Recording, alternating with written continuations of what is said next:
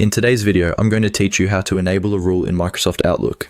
Whether you're trying to streamline your email management or automate some repetitive tasks, setting up rules in Outlook is a great way to start. Let's delve into it step by step, ensuring you understand not just the how, but also the why. First, you'll want to open Microsoft Outlook. Once you're inside, direct your attention to the top menu bar. Here, you'll notice an option labeled Rules. This feature is quite powerful when it comes to managing your emails effectively, allowing you to automatically sort, categorize, and even respond to messages based on criteria you set. Click on Rules to continue. Next, a drop-down menu will appear, presenting you with a few choices. What you're going to focus on is Manage Rules and Alerts. Click this option to open the Rules and Alerts window. This is essentially the command center for all your email automation needs within Outlook. It might seem a little complex at first glance, but don't worry, we're here to make it all clear and simple.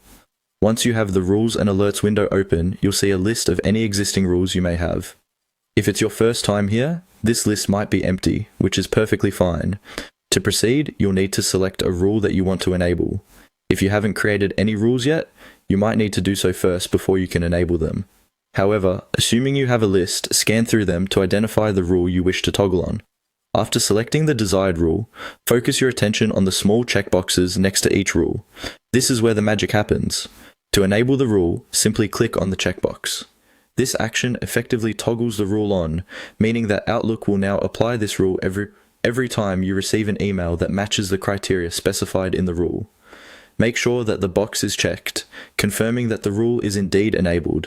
It's as simple as that. By following these straightforward steps, you can customize your email experience to suit your needs better. With the rule now active, your Outlook will handle emails in the way you've specified, freeing you to focus on more important tasks.